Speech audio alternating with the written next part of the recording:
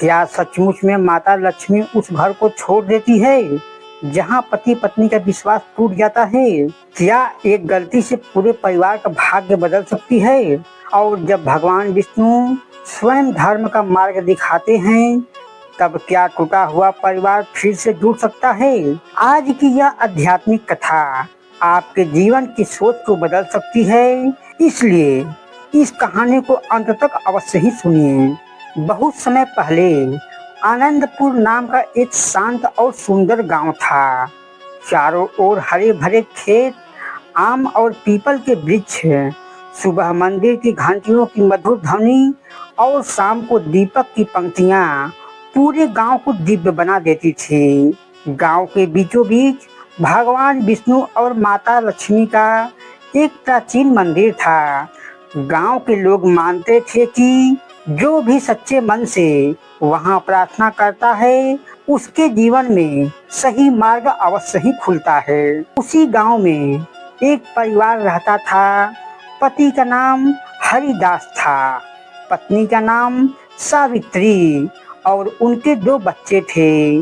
बड़ा बेटा का नाम मोहन और छोटी बेटी का नाम राधा था। हरिदास मेहनती, ईमानदार और धार्मिक स्वभाव का था। वह प्रतिदिन सूर्योदय से पहले उठकर भगवान विष्णु और माता लक्ष्मी की पूजा करता था और फिर जंगल में लकड़ियां काटने के लिए चला जाता था। लेकिन समय के साथ सावित्री का मन परिवार से हटने लगा। बाहरी आकर्षण और गलत संगति ने उसके विवेक को ढक लिया। धीरे धीरे उसका एक दूसरे व्यक्ति से अनुचित संबंध बन गया। एक समय की बात है, रामदास अपने परिवार के भरण पोषण के लिए जब जंगल में लकड़ियां काटने के लिए चला जाता था और दोनों बच्चे स्कूल चले जाते थे, तब सावित्री घर पर अकेले ही पड़ जाती थी। उसी दौरान एक माधव नाम का व्यक्ति सावित्री के घर पर आता था। सावित्री उसको घर के अंदर ले जाती और दरवाजा बंद करके दोनों एक दूसरे के साथ अनुचित संबंध बनाते थे। अनुचित संबंध बनाकर सावित्री अपने शरीर के भूख को शांत करती थी। यह प्रतिक्रिया उन दोनों का प्रतिदिन चलता रहता था। शुरू में सावित्री को लगा कि यह बात किसी को कभी पता नहीं चलेगी, परंतु मनुष्य संसार से भले ही कुछ छिपा ले, लेकिन अपने अंतःकरण और ईश्वर से कुछ भी नहीं छिपा सकता। मित्रों, अगर आपको यह वीडियो पसंद आ रहा है तो वीडियो को लाइक जरूर करें और ऐसी ही रोचक और ज्ञानवर्धक वीडियो देखने के लिए हमारे चैनल परम भक्ति साधना को सब्सक्राइब अवश्य ही करें और बेल आइकन को जरूर दबाएं, ताकि आने वाली हर नई वीडियो की सूचना सबसे पहले आपको मिले। और हाँ, कमेंट में जरूर बताइए कि आपको यह वीडियो कैसा लगा और आप अगली वीडियो किस विषय पर देखना चाहते हैं। तो मित्रों, हम देर न करते हुए अपने वीडियो को आगे की ओर लेकर चलते। एक रात दीपक जल रहे थे। उसी समय भगवान विष्णु ने माता लक्ष्मी से कहा, देवी, जब मनुष्य अपनी इच्छाओं पर नियंत्रण खो देता है, तब उसका बड़ा शत्रु बाहर नहीं, उसके भीतर ही जन्म ले लेता है। माता लक्ष्मी मुस्कुराई और बोली, प्रभु, धन का अभाव मनुष्य को उतना दुखी नहीं करता जितना चरित्र का अभाव करता है। जिस घर में विश्वास टूटता है, वहाँ समृद्धि भी अधिक समय तक नहीं टिकती। उधर हरिदास अपने परिवार के लिए दिन रात मेहनत कर रहा था। उसे अपने पत्नी पर पूरा विश्वास था। बच्चे भी अपने माता पिता को आदर्श मानते थे। लेकिन धीरे धीरे गांव में कुछ लोगों ने सावित्री के व्यवहार को देखना शुरू किया, पर किसी ने हरिदास से कुछ भी नहीं कहा। एक दिन हरिदास मंदिर पहुंचा। उसने भगवान विष्णु के सामने सिर झुकाकर कहा, प्रभु, मेरे घर में सब कुछ होते हुए भी मन अशांत क्यों रहता है? मुझे ऐसा लगता है जैसे कोई अदृश्य संकट मेरे परिवार के पास खड़ा है। उसी रात स्वप्न आया। स्वप्न में भगवान विष्णु और माता लक्ष्मी प्रकट हुए। भगवान विष्णु बोले, हरिदास, जीवन में सत्य से कभी भी मत भागना। कभी कभी ईश्वर पहले संकेत देते हैं, फिर परीक्षा लेते हैं और अंत में उचित मार्ग दिखाते हैं। माता लक्ष्मी ने कहा, जिस घर में प्रेम, विश्वास और मर्यादा रहती है वही मैं अस्थायी रूप से निवास करती हूँ। लेकिन जहाँ छल, असत और विश्वासघात प्रवेश कर जाते हैं वहाँ से सुख धीरे धीरे दूर होने लगता है। हरिदास की आंखें खुली तो उसका मन विचलित था। उसे समझ में नहीं आ रहा था कि यह केवल स्वप्न था या ईश्वर का संदेश। उधर सावित्री भी भीतर ही भीतर बेचैन होने लगी। उसे महसूस होने लगा कि वह जिस रास्ते पर चल रही है उसका अंत सुखद नहीं होगा, लेकिन गलत रास्ते पर पहला कदम छोटा लगता है और वापस लौटने पर कठिन। हरिदास ने निश्चय किया कि वह जल्दबाजी में कोई निर्णय नहीं लेगा। वह पहले सत्य जानने का प्रयास करेगा और फिर धर्म तथा विवेक के अनुसार आगे बढ़ेगा। उसे नहीं पता था कि आने वाले दिनों में उसके जीवन की सबसे कठिन परीक्षा उसका इंतजार कर रही है। हरिदास उस स्वप्न के बाद पहले जैसा नहीं रहा। उसके मन में न क्रोध था, न संदेश का तूफान, केवल एक प्रश्न था, प्रभु मुझे किस परीक्षा के लिए तैयार कर रहे हैं। अगले दिन वह हमेशा की तरह भगवान विष्णु और माता लक्ष्मी के मंदिर पहुंचा। उसने दीपक जलाया और हाथ जोड़कर प्रार्थना की, हे नारायण, मेरे जीवन में कोई कठिनाइयां आने वाली है तो मुझे सत्य को स्वीकार करने और धर्म के मार्ग पर चलने की शक्ति दीजिए। मंदिर में वृद्ध पुजारी ने हरिदास के चेहरे की उदासी देखकर पूछा, बेटा, मन इतना भारी क्यों है? हरिदास बोला, महाराज, बिना कारण मन अशांत है। ऐसा लगता है जैसे मेरे घर का सुख धीरे धीरे मुझसे दूर हो रहा है। पुजारी ने शांत स्वर में कहा, याद रखो, सत्य देर से सामने आता है लेकिन आता अवश्य है। उस समय क्रोध नहीं, विवेक काम आता है। उधर सावित्री भी भीतर ही भीतर अपराध बोध से घिरने लगी थी। जब वह अपने बच्चों मोहन और राधा को खेलते हुए देखती तो उसका मन भर आता। उसे महसूस होने लगता है कि उसके गलत निर्णय का सबसे बड़ा प्रभाव उन्हीं बच्चों पर पड़ सकता है। फिर भी वह अपने भीतर चल रहे संघर्ष से बाहर नहीं निकल पा रही थी। कुछ दिन बाद गांव में एक वृद्ध संत आए। शाम को मंदिर के प्रांगण में उनका प्रवचन हुआ। पूरा गांव वहां एकत्र था। संत ने कहा, मनुष्य का सबसे बड़ा शत्रु उसका अनियंत्रित मन है। जब चाहत विवेक से बड़ी हो जाती है तब परिवार, सम्मान, शांति सब दांव पर लग जाते हैं। उन्होंने आगे कहा, माता लक्ष्मी धन नहीं देती, वे सदाचार, संतोष और मर्यादा के भी अष्टधात्री है। जहाँ विश्वास टूटता है वहाँ लक्ष्मी का अस्थायी निवास नहीं रहता। ये वचन सुनकर सावित्री की आंखें झुक गई। उसे लगा जैसे हर शब्द उसी के लिए कहा जा रहा हो। उस रात उसने पहली बार भगवान विष्णु और माता लक्ष्मी के सामने बैठकर रोते हुए प्रार्थना की, हे प्रभु, मैंने अपने मन की दुर्बलता में गलत मार्ग चुना। मुझे सही मार्ग पर लौटने की शक्ति दीजिए। उसी रात स्वप्न आया।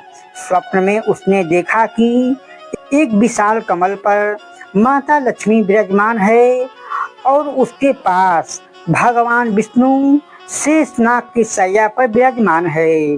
माता लक्ष्मी ने कहा, पुत्री, भूल करना मनुष्य का स्वभाव हो सकता है, लेकिन भूल पहचान कर उसका परित्याग कर देना ही धर्म है। भगवान विष्णु बोले, सत्य से भागने वाला व्यक्ति जीवन भर भय में जीता है। सत्य स्वीकार करने वाला व्यक्ति कठिनाइयां तो देखता है, पर अंत में शांति को प्राप्त करता है। स्वप्न टूटते ही सावित्री की आंखों से आंसू बहने लगे। अगली सुबह हरिदास ने देखा कि सावित्री पहले की अपेक्षा बहुत शांत है। वह बच्चों के साथ समय बिता रही थी और घर के काम मन लगाकर कर रही थी। लेकिन हरिदास के मन में अभी भी एक अनजाना प्रश्न था। उसे यह पता नहीं था कि आने वाले कुछ ही दिनों में ऐसा मोड़ आएगा जहां पूरे परिवार की परीक्षा होगी और उसी परीक्षा में यह तय होगा कि उसका घर टूटेगा या फिर से सत्य, पश्चाताप और क्षमा के आधार पर दोबारा खड़ा होगा। सुबह का समय था। आनंदपुर गांव में सूरज की पहले किरणें खेतों पर पड़ी। पक्षियों की मधुर चहचहाहट वातावरण को पवित्र बना रही थी। लेकिन हरिदास के मन में अब भी एक अनजानी बेचैनी थी। उसने स्नान किया, भगवान विष्णु और माता लक्ष्मी की पूजा की और प्रार्थना की, हे प्रभु, यदि मेरे जीवन में कोई कठिन असत्य आने वाला है तो मुझे उसे धैर्य और धर्म के साथ स्वीकार करने की शक्ति दीजिए। उस दिन हरिदास जंगल से अपेक्षा से पहले घर लौट रहा था। रास्ते में उसने देखा कि गांव के कुछ लोग आपस में धीमे स्वर में बातें कर रहे थे। उसे देखते ही वे चुप हो गए। हरिदास को कुछ भी समझ में नहीं आया, लेकिन उसका मन और अधिक व्याकुल हो उठा। उधर सावित्री भी अपने भीतर ही भीतर पश्चाताप से गुजर रही थी। वह समझ चुकी थी कि असत्य पर टिके रहना संभव नहीं है। रात दिन उसे भगवान विष्णु और माता लक्ष्मी के स्वप्न याद आते थे। उसने मन ही मन कहा, अब मैं और झूठ में नहीं जी सकती। चाहे जो भी परिणाम हो, मुझे सत्य स्वीकार करना ही होगा। उस शाम वह हरिदास के सामने आई। उसके आंखों में आंसू थे और आवाज कांप रहे थे। वह बोली, मैंने अपने जीवन में एक बहुत ही बड़ी भूल की है। अपने मन की दुर्बलता में मैं धर्म के मार्ग से भटक गई। मैं अपने किए पर गहरा पश्चाताप करती हूँ। यदि संभव हो तो मुझे क्षमा कर देना, और यदि क्षमा न कर सको तो मैं तुम्हारे निर्णय को स्वीकार करूंगी। यह सुनकर हरिदास का हृदय जैसे थम गया। कुछ क्षण वह मौन रहा। उसके मन में पीड़ा थी, लेकिन उसने क्रोध में कोई शब्द नहीं कहा। वह घर से निकलकर सीधे मंदिर पहुंचा। मंदिर में दीपक जल रहे थे। उसने भगवान विष्णु के चरणों में सिर रखा और कहा, प्रभु, मेरे सामने सबसे कठिन परीक्षा है। मुझे ऐसा निर्णय लेने की बुद्धि दीजिए जिसमें धर्म की रक्षा हो और बच्चों का भविष्य सुरक्षित रहे। उसी समय मंदिर में वृद्ध पुजारी वहां आए। उन्होंने हरिदास के आंखों में आंसू देखा। पुजारी बोले, बेटा, धर्म का अर्थ दंड देना नहीं होता है। धर्म का अर्थ न्याय, विवेक, करुणा तीनों का संतुलन है। क्रोध में लिया गया निर्णय अक्सर जीवन भर पछतावा बन जाता है। उसी रात हरिदास को फिर एक स्वप्न आया। उसने देखा कि भगवान विष्णु शेषनाग की शैया पर विराजमान हैं और माता लक्ष्मी उनके चरणों के पास कमल पर बैठी हुई हैं। भगवान विष्णु बोले, हरिदास, मनुष्य की परीक्षा केवल दुख सहने से नहीं होती, बल्कि सही निर्णय लेने में होती है। सत्य सामने आ गया। अब तुम्हें धर्म, न्याय और करुणा के साथ आगे बढ़ना है। माता लक्ष्मी ने कहा, जिस घर में गलती स्वीकार करने का साहस और सुधार का संकल्प होता है, वहाँ आशा कभी समाप्त नहीं होती है। लेकिन विश्वास और पुनः स्थापित करने के लिए समय, सत्य और निरंतर सदाचार आवश्यक है। सुबह जब हरिदास की आंख खुली, उसका मन पहले से शांत था। उसने सावित्री से कहा, तुमने जो किया उसने हमारे परिवार को गहरी पीड़ा दी है। विश्वास टूट गया है और फिर उसे बनने में समय लगेगा, लेकिन यदि तुम्हारा पश्चाताप सच्चा है तो तुम्हें अपने कर्मों से उसे सिद्ध करना होगा। सावित्री की आंखों से आंसू बाहर निकल रहे थे। उसने भगवान विष्णु और माता लक्ष्मी के सामने प्रण लिया, आज से मैं सत्य, मर्यादा और परिवार में धर्म का पालन करूंगी। अपने बच्चों के लिए और अपने आध्यात्मिक उत्थान के लिए मैं नया जीवन शुरू करूंगी। उस दिन से उस घर में परिवर्तन की शुरुआत हुई। यह परिवर्तन एक दिन में नहीं आया, बल्कि हर दिन सत्य, विश्वास, संयम और प्रार्थना के अभ्यास से धीरे धीरे बढ़ता गया। क्षणिक आकर्षण जीवन भर दुख बन सकता है। विश्वास परिवार से सबसे बड़ी संपत्ति है। माता लक्ष्मी केवल धन का नहीं, सदाचार और मर्यादा का भी आशीर्वाद देती है। भगवान विष्णु का संदेश है कि कठिन समय में भी धर्म, विवेक और सत्य का मार्ग नहीं छोड़ना चाहिए। सावित्री द्वारा अपनी भूल स्वीकार करने के बाद आनंदपुर गांव में धीरे धीरे यह बात फैल गई। कुछ लोगों ने परिवार की आलोचना की तो उन्होंने कहा, गलती स्वीकार करना भी साहस का काम है। हरिदास ने किसी से विवाद नहीं किया। उसने ना किसी को दोष दिया और ना ही किसी के बारे में कटु वचन बोले। वह केवल अपने परिवार को संभालने में लगा रहा। एक दिन मोहन ने अपने पिता से पूछा, पिताजी, लोग हमारे परिवार की बातें क्यों कर रहे हैं? हरिदास ने अपने बेटों को बैठाकर कहा, बेटा, जीवन में कभी कभी ऐसी घटनाएं होती हैं जो हमें बहुत कुछ सिखाती हैं। हमें दूसरों की गलतियों पर हंसना नहीं चाहिए, बल्कि अपने जीवन को बेहतर बनाने का प्रयास करना चाहिए। मोहन ने सिर झुका लिया और बोला, मैं हमेशा सच बोलूंगा और आपके बताए हुए रास्ते पर चलूंगा। यह बात सुनकर हरिदास की आंख भर आई। उधर सावित्री ने अपने जीवन में बड़ा परिवर्तन लाना शुरू कर दिया। वह प्रतिदिन सुबह भगवान विष्णु और माता लक्ष्मी के मंदिर जाती, सेवा करती, घर का ध्यान रखती और बच्चों के साथ समय बिताती। वह समझ चुकी थी कि विश्वास शब्दों से नहीं, बल्कि निरंतर अच्छे कर्मों से लौटता है। एक दिन मंदिर में फिर वही वृद्ध संत आए। उन्होंने प्रवचन कहा, जिस मनुष्य को अपनी गलती का एहसास हो जाए और वह उसे सुधारने का सच्चा प्रयास करे, उसके लिए ईश्वर के द्वार कभी भी बंद नहीं होते हैं। लेकिन सुधार का अर्थ केवल पछतावा नहीं है, बल्कि बदलता हुआ आचरण है। सावित्री ने यह प्रवचन अपने हृदय में उतार लिए। उस रात हरिदास और सावित्री साथ बैठकर भगवान विष्णु और माता लक्ष्मी के सामने दीप जलाया।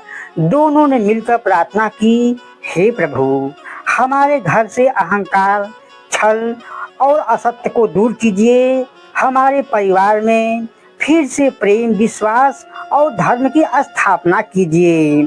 कथा के अनुसार उसी रात हरिदास के स्वप्न में भगवान विष्णु और माता लक्ष्मी दर्शन दिए।